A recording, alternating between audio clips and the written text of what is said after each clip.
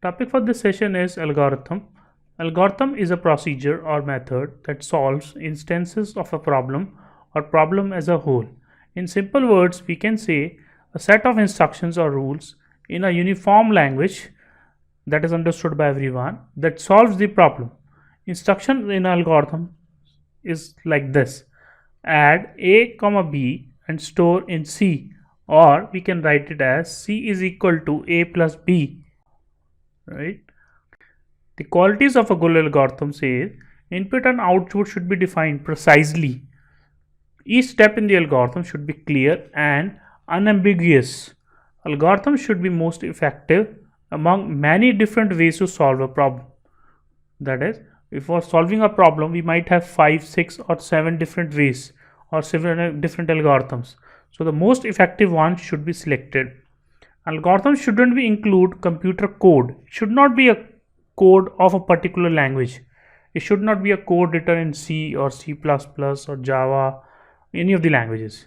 Instead, code should be written in such a way that it can be implemented in any programming language, or we can say should be written in such a way that can be used in different programming languages.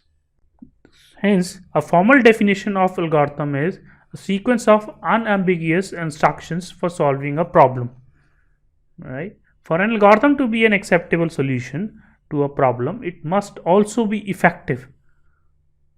Right? That is, it must give a solution in a reasonable amount of time. One problem can have many algorithms to solve the problem.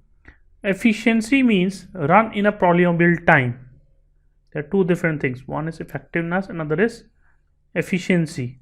An algorithm is said to be solvable in a polynomial time. The number of steps required to complete the algorithm for a given input can be defined in a polynomial equation or in a polynomial form, right? That is in the power of input values. So algorithm is said to be solved in a polynomial time if the number of steps can be defined in terms of the input variables or values. Thus, effectiveness is different from efficiency. Basic properties of algorithm are they should be finite, complete, and correct. Finite, by finite we mean the algorithm must eventually terminate. It should not be an infinite loop. It should get completed after a set of steps. Complete means it should give a solution when one exists. If you have a problem and there is a solution, so algorithm should give us the solution. If it doesn't give us the final solution, there's no use using the algorithm or creating the algorithm. Third is correct, means always should give the correct solution. Complete means it should give a solution. Correctness means the solution that we get should be correct, right? Should be as required. While designing algorithm, there is an approach, general approach that we might follow. These steps are proposed steps. It depends upon the particular problem, what all steps we need to consider to understand the problem and assess its difficulty. Choose an approach: exact, approximate, deterministic, or probabilistic. Usually algorithms have optimization goals in mind. Example: compute the shortest path or the alignment or minimum edit distance. Exact algorithms aim at computing the optimal solution given such a goal. Often this is quite expensive in terms of runtime or memory and hence not possible for large input. Therefore, there is another strategy called approximation algorithms that aim at computing a solution which is, for example, only a certain guaranteed factor worse than the optimal solution. It's not the exact optimal solution, right? That means an algorithm yields a C approximation if it can guarantee that its solutions is never worse than a factor C compared to the optimal solution. Another approach is deterministic or probabilistic. Deterministic algorithms produce on a given input the same result following the same computation steps. Whereas probabilistic algorithms throw a coin during execution. Hence, either the order of execution or the result of the algorithm might be different for each run on the same input. There are subclasses for randomized algorithms. Monte Carlo is one of those, right? We'll study that in detail in the subject specialized for algorithm in the semester to come, right? Then choose a strategy how to proceed with the algorithm, that is proof, termination, completeness and correctness. This means we should take care that the basic principles of an algorithm should be fulfilled, that is, should terminate, it should be complete and should be correct. Then we might evaluate the complexity of the algorithm, like how many steps is it taking.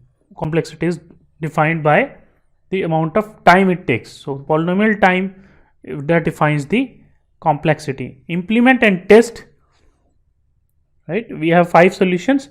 We find the complexity of all 5 and then we test all 5 of them, and the last step we compare to the other approaches and algorithms amongst all, like we have 5 solutions, so we compare all those complexity after testing of all those 5 and find whichever is the best one to choose. Let's try and understand with the help of an example. When designing algorithm, we usually give a formal statement about the problem to solve. First step, we should try and state the problem properly and understand it. Problem is, given a set of a is equal to a1 to n values of integers type, and we need to find the maximum integer ai among these given numbers or integers. The straightforward idea is to start input n, the number of elements we need to have in the list, input the set of integer values starting from a1 to an, simply assign a1 to the new variable max, that is, we assume that the first value is maximum at the initial step.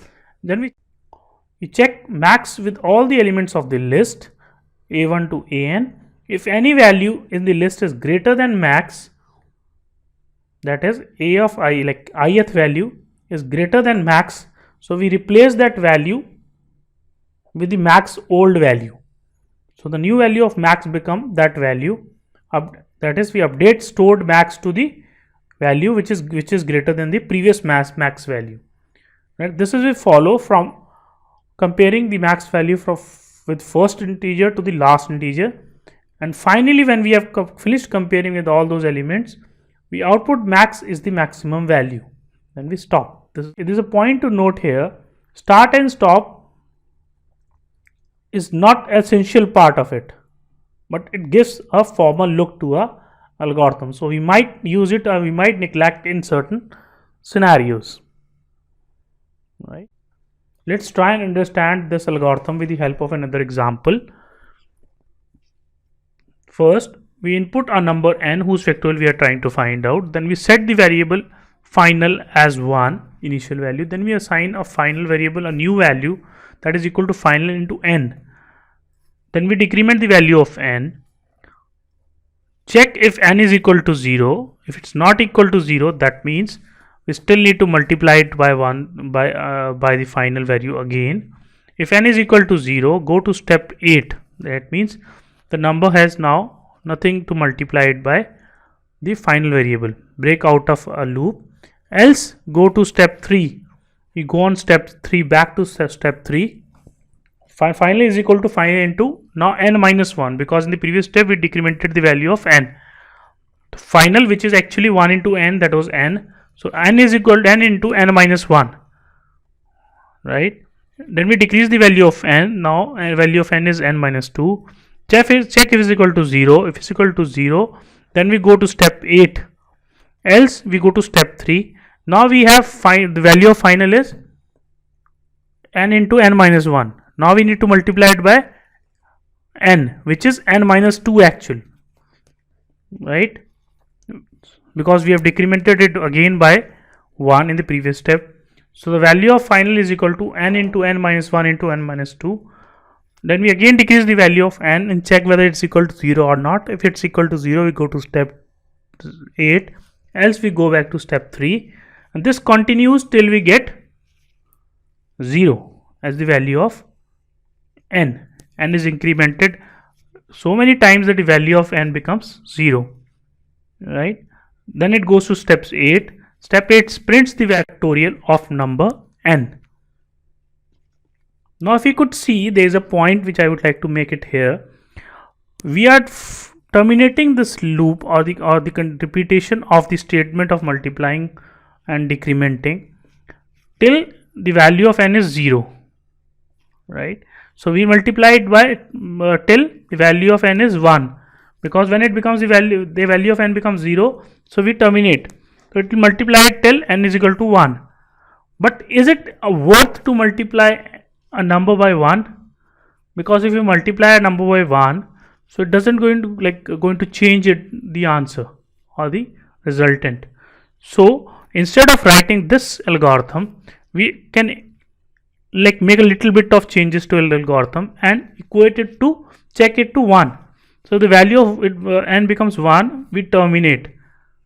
So we eventually need to multiply it by 2 at the last. Starting from n, whatever the value that is input by the user, we keep on decrementing and multiplying it by the previous product till the value of n is equal to 2. When the value of n becomes 1, we terminate the loop.